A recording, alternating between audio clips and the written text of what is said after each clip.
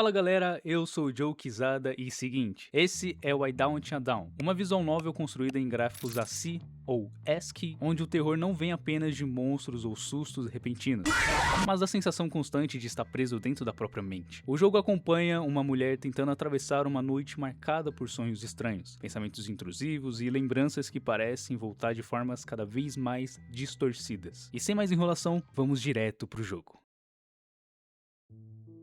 No começo do jogo, vemos a personagem deitada em sua cama. Sua mente começa a questioná-la se ela está realmente acordada e que está ansiosa. E também de haver uma sensação de estar sendo observada por alguém. Então, quase por impulso, ela vai até a janela. Diante das persianas, a sua ansiedade aumenta ainda mais. Sua mente insiste na possibilidade de haver algo ali, algo escondido do outro lado. Quando ela abre, não há nada. Depois disso, ela volta para a cama tentando recuperar o sono que havia sido interrompido. E aí, nós entramos no primeiro sonho dela. Na nossa frente temos um relógio que aparentemente aponta alguns números de forma aleatória. É citado também que a passagem do tempo nesse lugar é diferente e que se há algum sentido nesse lugar, não é perceptível. Eu sou um homem da máscara de gás e eu lhe pergunto: quantos dedos estou levantando atrás das costas? Somos apresentados a um homem da máscara de gás. Ele nos coloca em uma espécie de jogo simples, adivinhar quantos dedos está levantando. Primeiro, 1, depois 6, em seguida 3 e por fim 5. À primeira vista parece só uma sequência aleatória, mas quando somamos tudo, 1 mais 6 igual a 7, 7 mais 3 igual a 10, 10 mais 5 igual a 15. 15. Por que o jogo quer que a gente chegue exatamente nesse número? Depois do sonho, a mente dela não consegue simplesmente seguir em frente. As perguntas continuam voltando, uma atrás da outra, até que ela decide olhar pela janela. Você não vê mais as árvores. Está tentando entender o porquê. Seria uma névoa densa impedindo a vista? Você deve ter razão. Pera! Consegue ver algo se movendo à distância? A névoa não devia embaçar o formato como fez com as árvores? Você não sabe por que tá olhando. Tá vindo na nossa direção. O formato se distingue cada vez mais. Ele lembra de uma pessoa. Você não acredita no que vê. Você está sozinha. Não há mais ninguém aqui além de você. É apenas você e sua sombra. Por quanto tempo consegue suportar esse tormento? A personagem então decide voltar para a cama e dormir. Vemos um grande farol no horizonte, cercado pelas águas. Sua luz aparece e desaparece como se estivesse chamando a personagem de longe. Faróis costumam existir para orientar quem se perdeu no mar. Eles não salvam ninguém de imediato, mas apontam uma direção, um lugar possível. E por alguns segundos, o som do oceano parece trazer uma estranha tranquilidade, como se no meio de todo aquele caos ainda existisse alguma esperança. Ou talvez não. Talvez a saída exista, mas esteja longe demais para ser alcançada. Eu sou um homem da máscara de gás, e eu lhe pergunto, você pode suportar o meu silêncio? Eu sou aquele que pode te mostrar a verdade. Posso lhe ajudar a enxergar além do véu. Vá até a casa do passarinho. Você encontrará algo debaixo do telhadinho solto.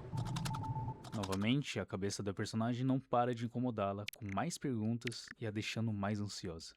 Seja como for, você não consegue parar de pensar no que ele disse. Deveria ir lá fora dar uma olhada na casa do passarinho. Do lado de fora de sua casa, o ambiente não parece acolhedor. O frio bate contra sua pele, tornando tudo desconfortável. Mas, de alguma forma, essa sensação também prende ao mundo real. Porque diferente dos pensamentos que se repetem dentro dela, o frio vem de fora. E talvez seja por isso que, mesmo incomodando, ele parece trazer algum tipo de conexão. Aqui está você, em frente à casa do passarinho. Ainda quer mesmo fazer isso? Sim, você não sente que tem escolha. Consegue notar a área onde o chão está diferente? Sem folhas ou galhos? Alguém passou por aqui recentemente. Ao longo do jogo, percebemos que a personagem começa a ser tomada por um medo difícil de explicar. Não é um medo direto, nem algo que ela consegue apontar com clareza. É mais como uma presença, o pavor de algo que talvez nem exista, ou talvez exista.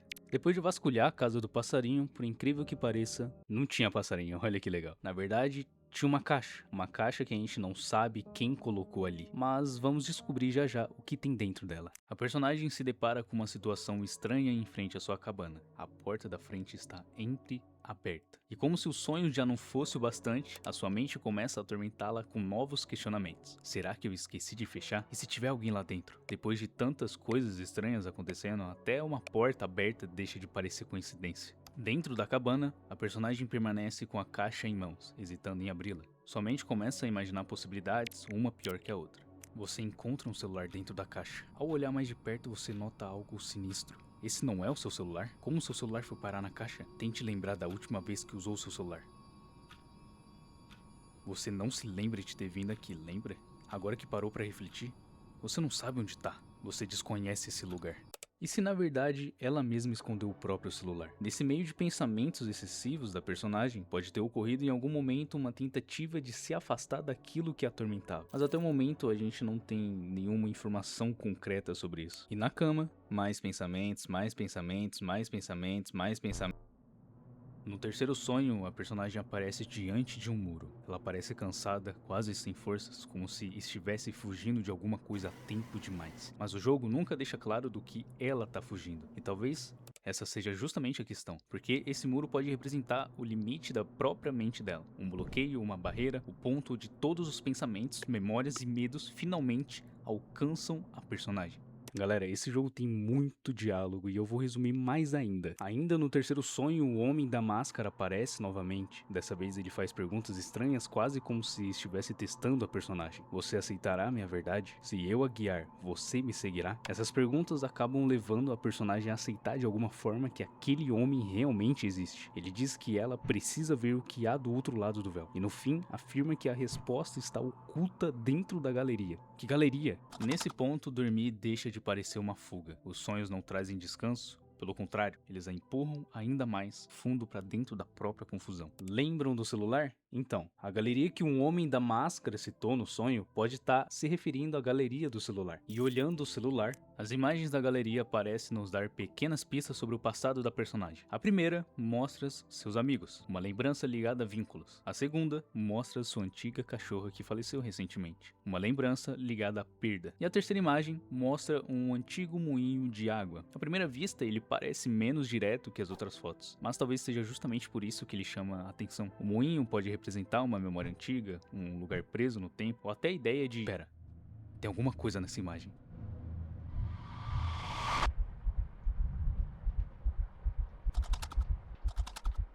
Não era você, você deve ter tirado a foto. Essa reviravolta deve ter sido aterrorizante. É nessa hora que sua lógica começa a falhar em você. Você resistiu por tanto tempo, você não consegue mais aguentar. Você deve se render ao caos. Encontre o Homem da Máscara de Gás. Você deve confrontá-lo se ele for real, ou se livrar dele se for apenas um fruto de sua imaginação. Vá até o velho moinho. Novamente, a personagem sente o frio tocar em sua pele, mas dessa vez a sensação não parece desconfortável. De alguma forma, ela faz se sentir livre. Enquanto caminhamos pela floresta, vemos ao fundo o velho moinho. Estamos quase chegando até que... a personagem percebe que não tá sozinha. No caminho, surge um enorme urso pardo vindo em sua direção. E nesse momento, qualquer reação errada pode ser fatal. Ela não pode correr, não pode gritar e não pode fazer movimentos bruscos. Então, sem saber o que fazer, ela fecha os olhos e começa a contar.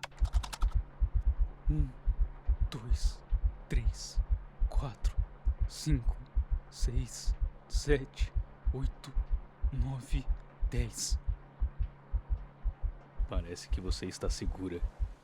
Chegamos ao velho moinho. A noite já está em seu ponto mais escuro e o frio, que antes parecia trazer algum tipo de conforto, agora é sentido de outra forma. O moinho aparenta estar abandonado. Por um instante ela considera dar meia volta. E sinceramente, quem não consideraria? Depois de atravessar a floresta, caminhar pela chuva e ficar com as roupas completamente encharcadas, talvez não houvesse nada ali. Talvez a esperança de encontrar algo naquele lugar fosse só mais uma ilusão. O velho moinho ganha vida. A personagem está parada em frente a essas escadas, hesitando em subir esses degraus. Mas a hora chegou. O Homem da Máscara de Gás a espera no velho moinho. 5º passo. 10. Estamos quase lá. 15 passos. Esta velha porta é a única coisa que a separa do Homem da Máscara de Gás. E pela primeira vez, Poderia haver clareza dentre o caos?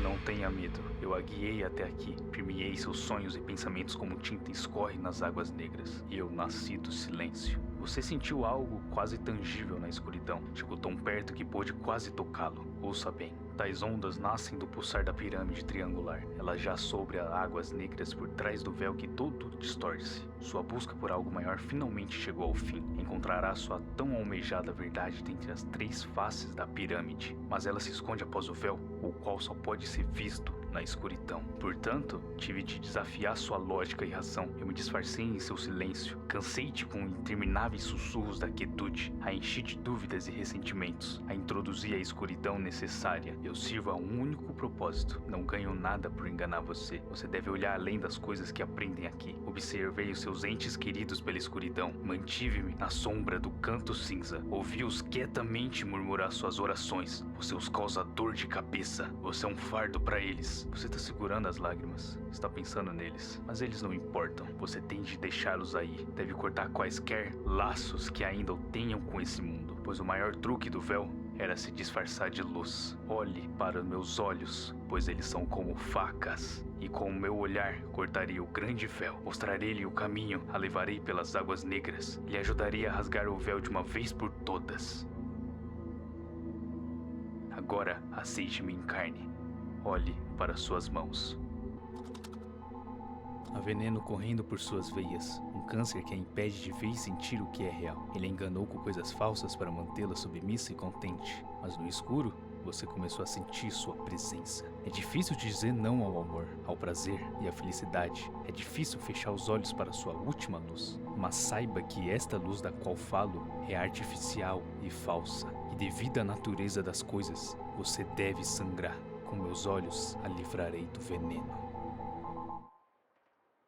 Clareza.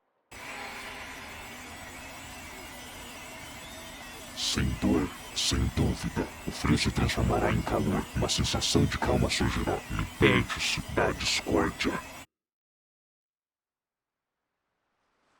E assim, o jogo chega ao fim. Durante toda essa jornada, o Hideout Shaddow nos apresenta elementos que nunca são explicados de forma direta. E entre eles, existe um que me chamou a atenção, o número 15. Uma leitura possível vem da numerologia. Nela, o 15 é formado pelos números 1 e 5. O número 1 costuma estar ligado à identidade, à vontade e o próprio eu. Já o número 5 pode representar liberdade, impulso e a busca por novas experiências. Quando somados, formam um número 6, geralmente associado aos sentimentos, aos vínculos e ao mundo emocional. Por isso, algumas interpretações enxergam o 15 como um número ligado ao conflito entre aquilo que desejamos e aquilo que nos prende emocionalmente. Claro, isso não significa que isso seja a explicação definitiva dentro de Hideout Shaddow, mas considerando que o jogo fala sobre ansiedade, talvez o número 15 funcione menos como uma resposta e mais como um lembrete. E é isso, galera. Muito obrigado para quem assistiu até aqui. Se você curtiu, deixa um comentário, interage aí que eu vou estar lendo e